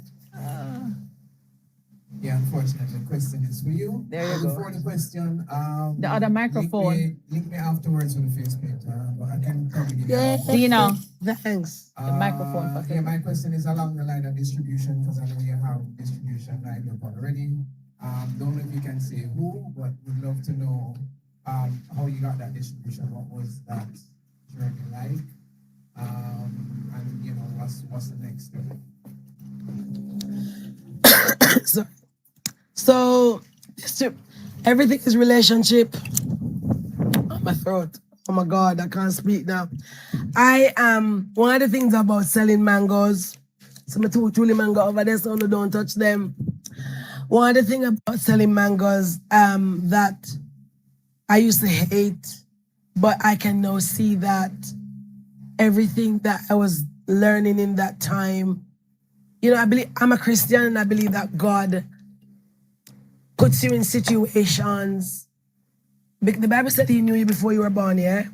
So when he had me learning to sell mangoes, those skills, I needed them later on in life. I'm a heavy ass networker.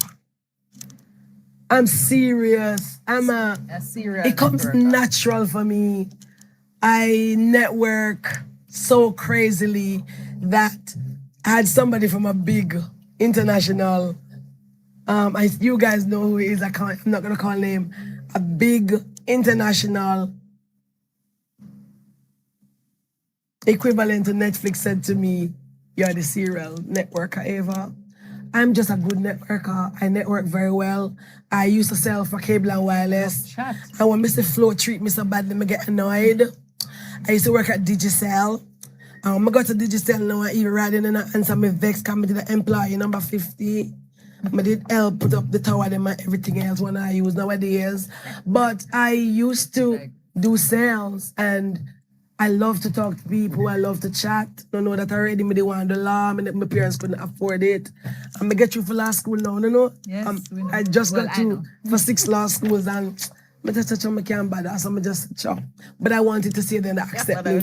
Yeah, so I get accepted for University College of London, BPP. I get accepted for 6 law school for start this September. But I network, and it was through my South African connection. I have a big South African connection that I got put into contact with somebody. Kevin, you would have been aware, and I can't go into the details of it, that I have a documentary that I'm producing on that is in development. And you know it's big international. I can't. You're also producer on that. There are two. Not the one about the last man to be hung in Britain, but there's another one which we have NDA, so we can't discuss. But I'm producing on a big documentary and through some of those conversations. So I believe that everything you want. Last night, let me go chat now, no hurry up, sorry. I had an epiphany last night. I swear to God, I was so down last week. I was really down. I get depressed like everybody else. I think I was sick and I felt hampered. And last night I was ironing my little clothes to come here and I heard the song, "Someday things will work out for my good." And I was just dancing and ironing and I just had an epiphany about how amazing I am. And I just got up and started deciding that, the next journey of my life gonna be crazy. And so I just sat down and made a plan about what I need in terms of connection. And I sat down and map out who. I believe that you're 6 degrees of separation from who you need. I think you're 3. So I think if we cherish relationships, because I cherish my relationships, I really do. And if you cherish them and build them, people will just, and if you have a good heart, I think I'm really caring towards the industry. I'm late into the industry. I don't know a lot about the industry. But one thing that I know about me, if I find something, I'm always gonna come and share. You know that about me, Kevin. So I Sometimes think you overshare. sometimes I overshare and they come back to hurt me. Yes, true. True. Oops, did I say that? True. No, but it's true. So I've learned now to not overshare. Yeah, mama overshare and they come back for hurt me. So that's why I know, you know, to me say, I can't say, oh, and I can't say what because of NDA. I put myself on the NDAs. Good. So, but the people them who close to me and have been good to me, I always look out for them. And Kevin, you know, you're one of those people. So with regard to the distribution now yourself, I got you. Thank you. All right. So the shortened version response. No, you have to abbreviate it. And I'm not girls planning. It's relationships, networking. Oh, It's relationship. really what matters. But that Yes, take that the other one. No, Oh. It's I'm relationships bad at the that other one. matters. It's relationships that matter. Yeah. Yes, she's a serial networker. Yeah, I know. And our origin story is something we'll share another time. Yeah, But any other questions before I wrap? you do. Yes. I'm going to ask her a question as Oh, well. wait for the mic. Right here. When you were finished, Do it. he turned to me and he said, oh, when you just finished reading, he turned to me and he said, the writing was brilliant. Oh, that's the first draft. Thank I you. just asked him if he wanted to, and he said, no. I said, I'll say it for you. Oh, no, he needs to. And I know why I say that. So give the mic to Dwight. I know why I say that. Give it to him. I She has to enjoyed the speak. reading. I mean, you know, She's a great reader. The delivery. Yeah. Okay, thank you. She's good. I enjoyed the delivery. Thank And Yes, she's good. But Yeah, she's really good. and truly, today, this morning was just. Thank you. Thank you. She's good. She's amazing. But it also has to do with not just your own giftedness, but just the writing itself. The way it's I written. really enjoyed listening. Thank you. It wasn't. It just took us to exactly where you needed us to be, and so we could, the imagery was just really Nice. well written. That's the first draft. And that's what I'm saying. I mean, I was like, okay, all right, fine. But yes, Dwight. Don't worry, Dwight has to speak. I'll be doing the audible version. Dwight has to speak. Dwight has to speak. Would you Yeah. like to ask a question? Yes, Yeah. I'm doing the audible versions. Yes, we're going to talk to audio. Yes. Oh, no, it's going to be in Yoruba, like 8 different languages. Yeah. Dwight, I need you to ask a question. Say what you need to say. Talk try them language this. As I was saying, the story was brilliant writing. A lot of person can relate to the story. I hear you. Yes, a lot of person can relate to the story and things. So I really like the story. Thank you. Dwight, you know why I made you do that, right? And so Dwight is coming to my space lately and he sat on my neck. Last week I had a very good session with a top guy from New York and Dwight did not say anything. He was afraid to introduce himself and he wrote to me and I thought today was a very good example of you not to hide behind the shadow because I think you're amazing. I think you write so amazingly when you write to me. And there's nobody more important in the room than you. Your voice matters. And that's why I wanted to hear it from you. Thank you. All right, ladies and gentlemen, thank you so much for being here with us today. Thank you, Dr. Brown, for sharing your work with us. We're appreciative of it. Thank you for the Unscripted Sundays And thank you for looking for team. the book to think about it. Absolutely. Thank you for the Unscripted Sundays team who show up every time, every day, some under duress. Those would be my children. But thank you so much for always showing up and delivering. Dina, I don't think I say it often enough, but you're amazing and I appreciate you. And Dina doesn't say no, so thank you for that. Thank you for Michael Maxwell who stepped in to help with the audio setup today. I appreciate you very much. Thank you for saying yes. Thank you to the folks here, for allowing us to use your space. Rome and Sharina, thank you. Okay, there you go. Thank you. Call the space name so people can rent it. Yeah, I'm gonna put it on the Yes, YouTube. make sure you rent it. It's beautiful. Circle the date. Circle the date. That's the name of Yes. the location if you wanted to use. Very easy to find, very comfortable. It is Nice. such that you can set it up to your own needs. Right. So it's Beer garden, good everything, stuff. yeah. And as you can see, we have nice breeze blow through us. So Beautiful. Thank you for the folks who took the time to come online to be with us. Thank The you. folks in foreign, I know it's mostly foreign Yes. people who come on. Taps to big up your nice clean self because you Yes. ever did it in a supportive role. One Taps. We appreciate you. One Taps on the app, you don't know. Yeah. And for the folks overseas who don't understand what I'm talking about, it's just the Jamaican term to say, you know, it's the one and only. There's no duplication. He's unique. Okay. Right. All right. And for the folks who came here to sit down, Ava's friends of Unscripted Sundays, my support team. Thank you guys so much, Cornelius. Big up yourself on Cornelius on the app. You don't know. Our chairman for Jagga, which we Yep. launched a few weeks ago, Jamaica Actors Guild Association. We are the big things at Jamaica. Yes, thank you. And yeah, so we're gonna sign off now. Let me say and thank you. Don't forget that I'm gonna make it say thanks. Good. So, okay, so you say thanks first and then I say. Yes, I want to thank everybody for coming. I really appreciate it. I know there's so many other things you could be doing today. I never take any of these things for granted.